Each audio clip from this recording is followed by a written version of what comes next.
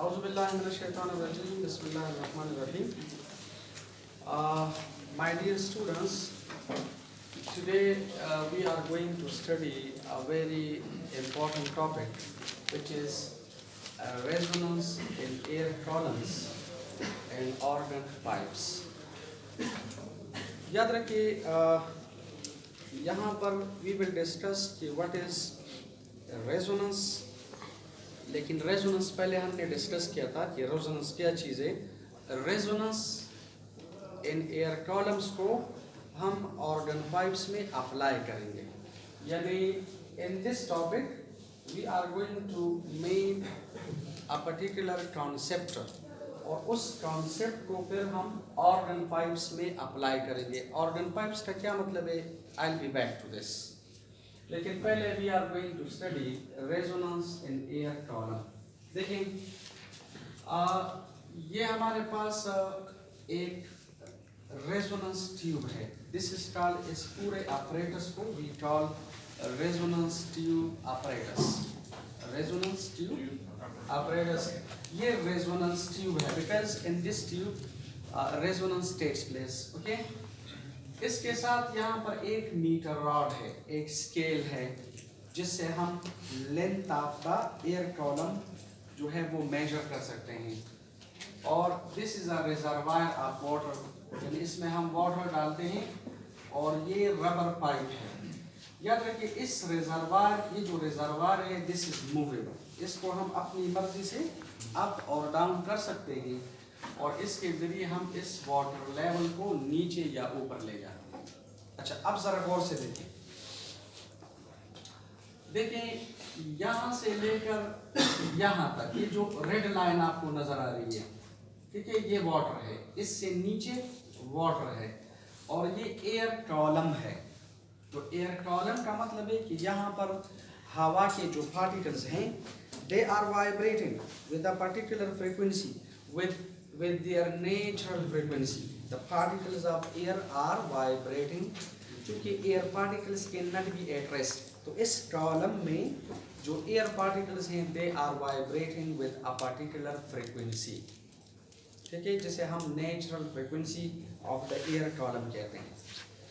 आप ऐसा करें कि एक ट्यूनिंग फोर्क ले लें और रबर पेट के साथ स्ट्राइक करिए. याद रखिए इस ट्यूनिंग फोर्क की फ्रीक्वेंसी फिक्स्ड है, मसलन 256 है, 512 है, व्हाटएवर इट मे बी, लेकिन इसकी फ्रीक्वेंसी फिक्स्ड है.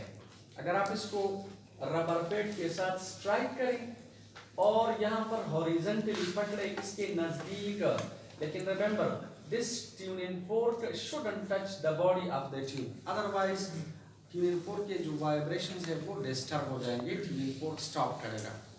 तो ट्यूनिंग फोर्क को इस ट्यूब के साथ टच ना करें. देखिए जब आप इसे रबर पेट के साथ स्ट्राइक करें और यहाँ पर पकड़ें तो देखिए व्हाट हैपेंस. देखो यहाँ से आवाज आ रही है और ये आवाज इस एयर कॉलम में से गुजरकर वाटर सरफेस के ऊपर फॉल करती है. प्रोबेबिलिटी ये है कि मे भी कुछ आवाज वाटर के अंदर एंटर करके इस तरह चली जाती है, लेकिन याद रखिए some sound waves are reflected back. देखिए some sound waves are reflected back.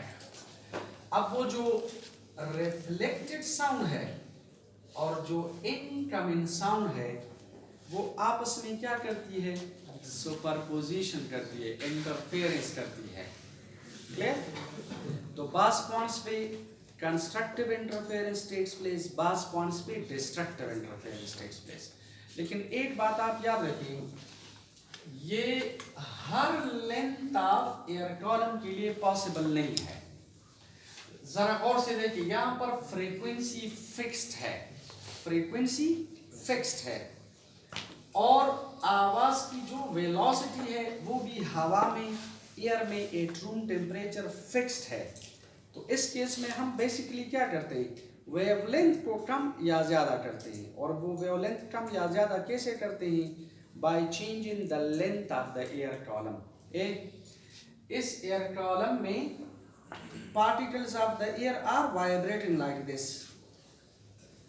याद रखिए जब आवाज इसमें एंटर करती है तो इन एयर पार्टिकल्स को, इस एयर कॉलम को हम क्या करते हैं, फोर्स्ड वाइब्रेशंस पे मजबूर करते हैं। देखिए फोर्स्ड वाइब्रेशंस टेक्स प्लेस, ठीक है। So what happens, A look at, अब ये जो आवाज आ रही है तो आपको पता है आवाज कौन सी वेव्स हैं, लॉन्गिट्यूडनल। लॉन्गिट्यूडनल वेव्स में वेव्स और पार्टिकल्स के वाइब्रेशन का डायरेक्शन क्या होता है, पैरेलल, ठीक है। ये जो एयर पार्टिकल्स हैं वो भी इस तरह वाइब्रेट कर रहे हैं और जो वेव्स हैं वो भी इस डायरेक्शन में आकर वाटर सरफेस के साथ स्ट्राइक करके रिफ्लेक्शन करके वापस चली जाती हैं। अब जरा गौर से देखिए, फॉर एग्जाम्पल इनकमिंग साउंड का जो कंप्रेशन है अगर वो यहां पर है, जो कंप्रेशन है वो इधर है, क्लियर। और याद रखिए ये particles are vibrating with a particular frequency, ठीक है।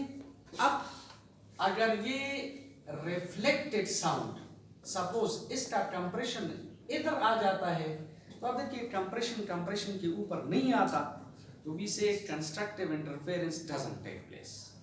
लेकिन देखिए इस एयर कॉलम को अगर आप इस एयर कॉलम के लेंथ को कम करें या ज्यादा करें, इस तरह एडजस्ट करें कि ये पार्टिकल्स वाइब्रेट करके इस रिफ्लेक्टेड साउंड का जो कंप्रेशन है वो एग्जैक्टली इधर आ जाए, वो हम कैसे बनाएंगे, किस तरह इसको अरेंज करेंगे, by changing the length of the air column.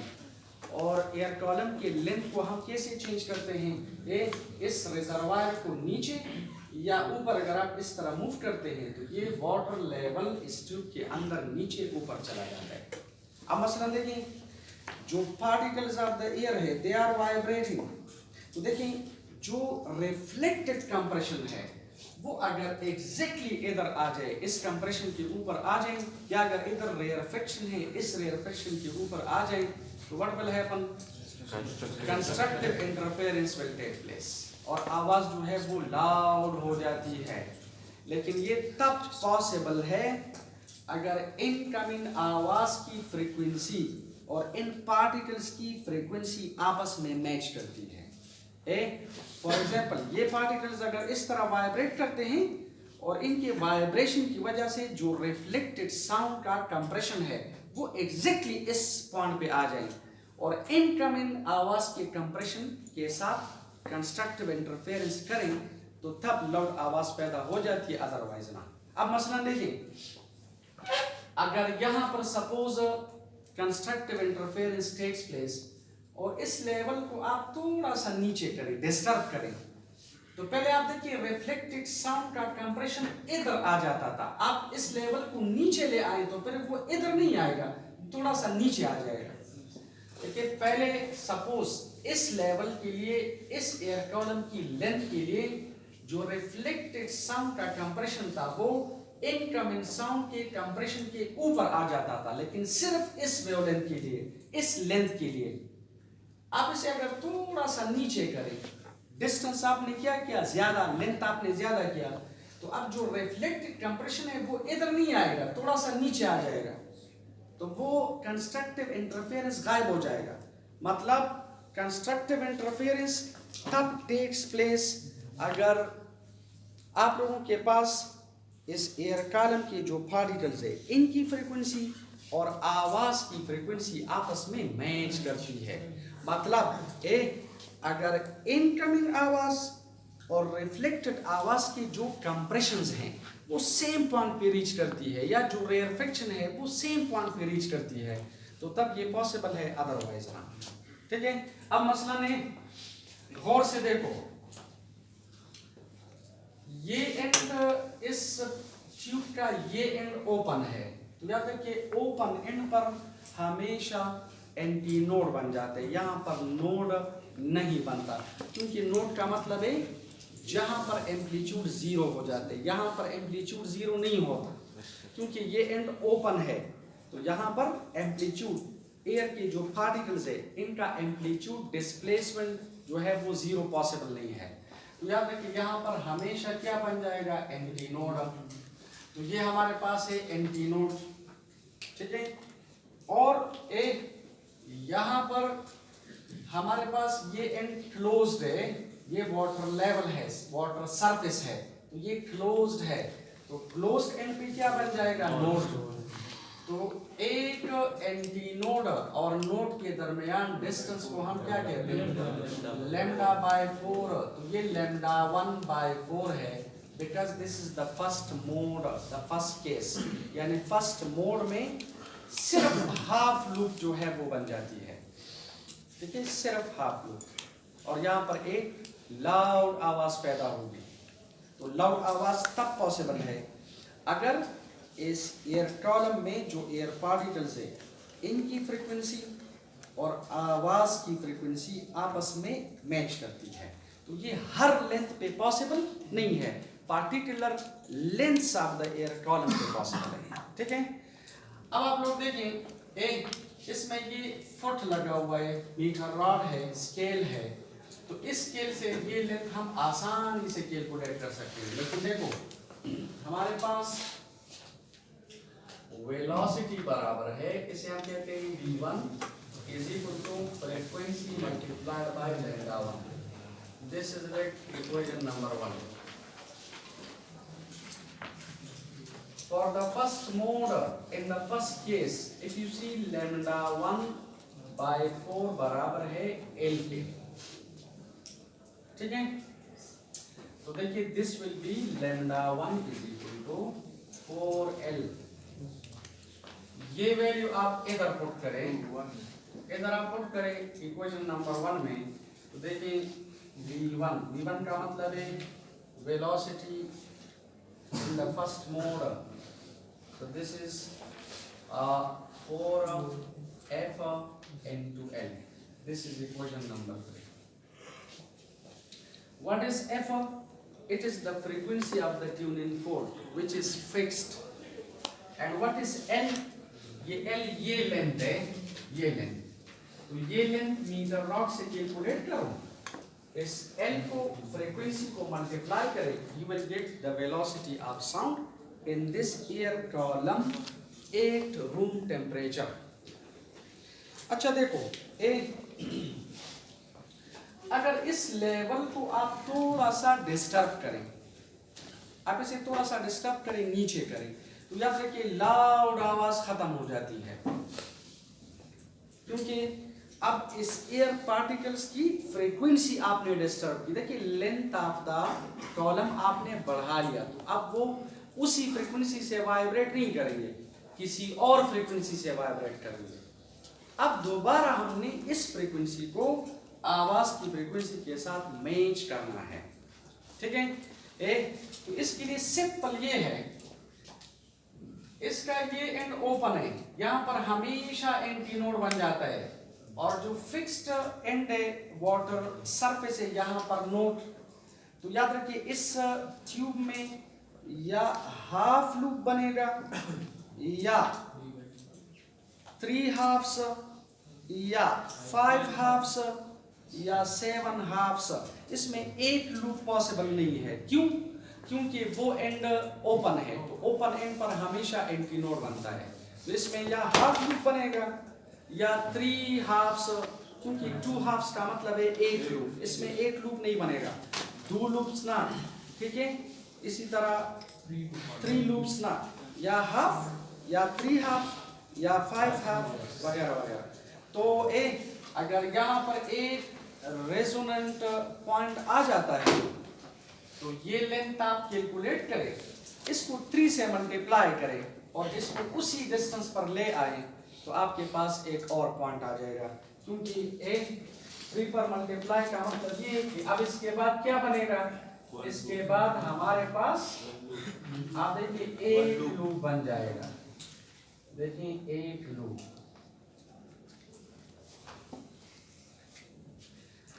तो ये है सपोज नोड नंबर A2 और this is sorry anti node और दिस इज नोड नंबर 2।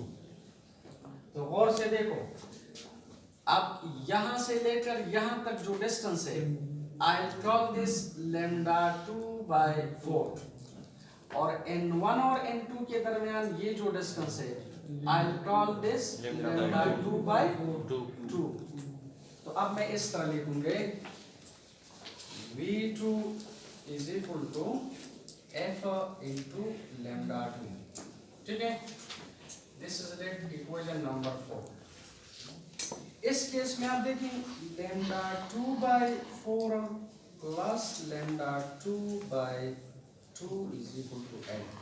इसका आप LCM ले लें, 4 LCM आ जाएगा and this will be lambda 2 plus 2 lambda 2 is equal to n।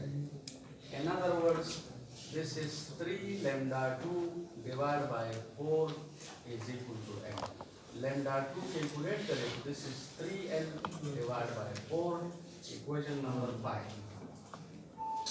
Total equation number 5 in equation number 4. इधर put करें तो वेलोसिटी v2 आ जाएगी, f frequency is the same multiplied by 3n divided by 4l। ठीक है, 4l जी 3 बलान दे रहा 4 over.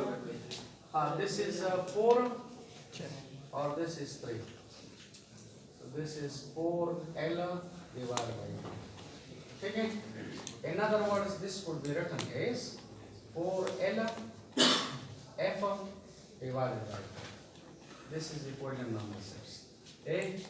Again आप L और F के वैल्यूज इधर पुट करें, ठीक है, और 4 से मल्टीप्लाई करें, 3 से डिवाइड करें, you will get another value of the velocity of sound in air।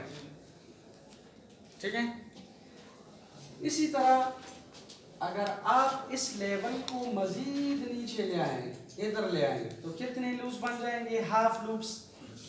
कितने हाफ लूप बन जाएंगे? 5। तो फिर हमारे पास होगा, देखिए इस तरह होगा कि lambda 3 divide by 4 plus lambda 3 divided by 2 plus lambda 3 divided by 2, ठीक है, इज इक्वल टू n। अगर आप इसका LCM ले लें तो lambda 3 plus 2 lambda 3 plus 2 lambda 3 is equal to n। तो इससे आ जाएगा 5 lambda 3 divide by 4 is equal to n। सही है, शाबाश। और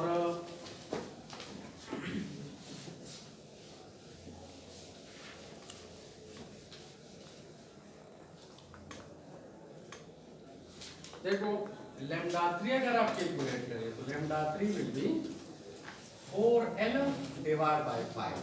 Like this is equation number 7। Now V3 is equal to f, frequency is the same, multiplied by lambda 3। equation number 7 को 8 में पुट करें तो V3 आ जाएगा f and this is 4l divided by 5, so we can write this is 4fl divided by 5। अब आप इसमें f और l के वैल्यूज पुट करें, you will get another value of velocity। और याद रखिए अगर आप v1, v2 और v3 को ऐड करें और 3 से डिवाइड करें, you will get the average value of the velocity of sound in air at room temperature। So this is the method।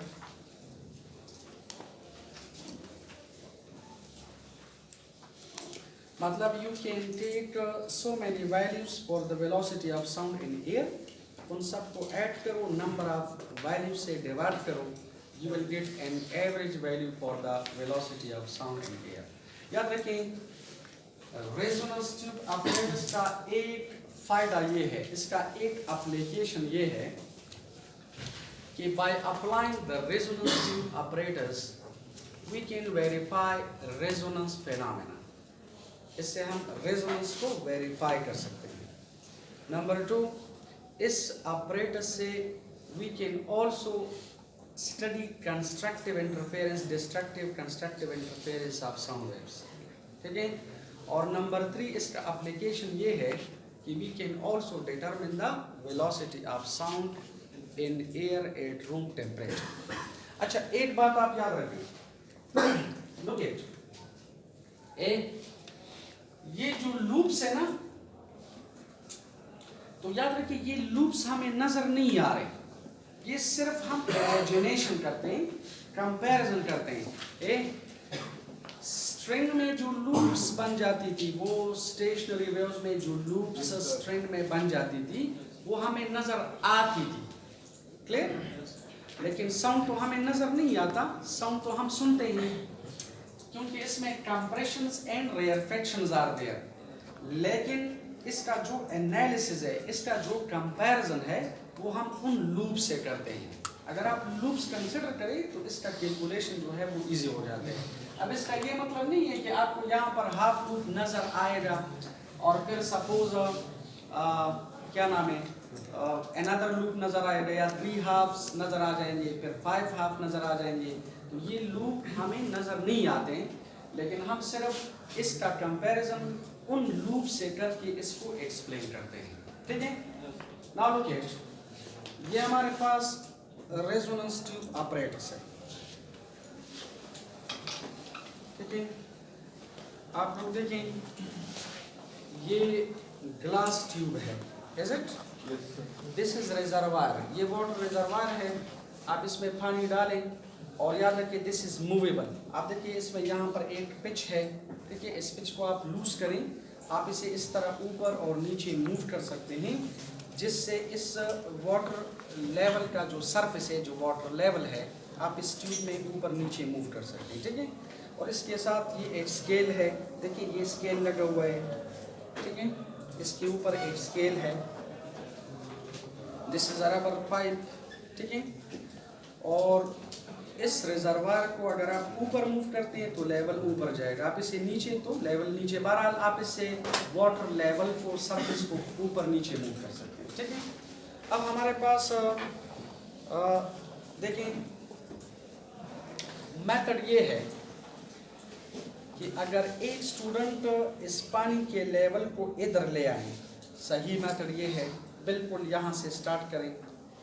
एक स्टूडेंट इस पानी के लेवल को, सरफेस को आहिस्ता आहिस्ता नीचे ले जाएं, और एक स्टूडेंट ट्यूनिंग फोर्क को रबर पेट के साथ इस तरह स्ट्राइक करें और इस तरह हॉरिजॉन्टली पकड़ें, सही है? देखिए जब आप इस लेवल को आहिस्ता आहिस्ता नीचे ले जाते हैं, तो at a particular instant, at a particular point, what happens? Resonance takes place. Resonance means यानी ये जो इनकमिंग आवाज़ है, इस आवाज़ की फ्रीक्वेंसी और ये जो एयर कॉलम है, इसमें जो एयर पार्टिकल्स है, उनकी फ्रीक्वेंसी आपस में मैच करती है।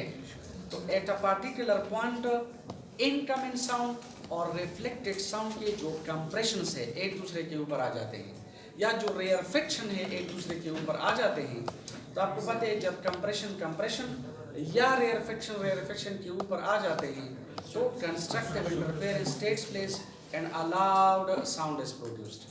अब इसे हमने इधर फिक्स किया हुआ है ताकि टाइम ज़ाया ना हो। बहरहाल इसको अगर आप रबर पेट के साथ स्ट्राइक करें, ठीक है, इस ट्यूनिंग फोर्क का रबर पेट के साथ स्ट्राइक करें, और देखिए if you see a loud sound is produced for this particular length, a loud sound is produced. लेकिन अब ये हमें पता नहीं है कि ये यहाँ पर हाफ लूप है या यहाँ पर 3 हाफ से या यहाँ पर 5 हाफ से। तो मैथड ये कि आप इसे बिल्कुल स्टार्ट से शुरू करें यहाँ से, और इस तरह आहिस्ता आहिस्ता ले जाएं। For example first loud sound अगर इधर आ जाती है तो बस इसका ये अंडरस्टूड है कि ये हाफ लूप इधर बन जाता है, क्लियर? फिर आप देखिए इस लेवल को आहिस्ता आहिस्ता नीचे ले जाएं, ठीक है? इस डिस्टेंस को अगर आप ट्रिपल करें, इसे नीचे ले जाएं, तो किसी और पॉइंट पे हमारे पास लाउड साउंड जो है वो पैदा हो जाती है। तो आप लोग सुने जरा गौर से, this is a loud sound. Are you listening to this sound और नॉट? देखिए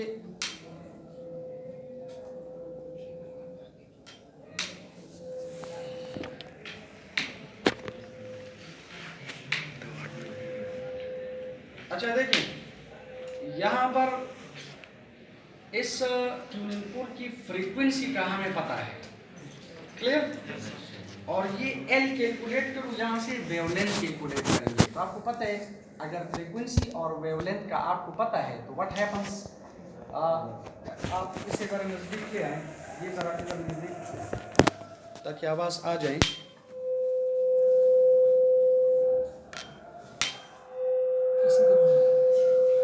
देखिए लाउड आवाज़ पैदा हो जाती है। अच्छा एक बात आप याद रखिए, if you change the tuning fork अब ये इस ट्यूनिंग फोर्क की फ्रीक्वेंसी है 256, तो याद रखिए इस ट्यूनिंग फोर्क के लिए फिर प्रोबेबिलिटी ये है कि यहाँ पर लाउड आवाज़ नहीं होगी क्योंकि आपने फ्रीक्वेंसी चेंज की। Now the two frequencies are not matching. इस ट्यूनिंग फोर्क की फ्रीक्वेंसी इस एयर कॉलम के जो पार्टिकल्स है उनकी फ्रीक्वेंसी के साथ मैच नहीं करते। तो आप इसे चेंज करके you can get the resonance for another length of the air column. Thank you very much.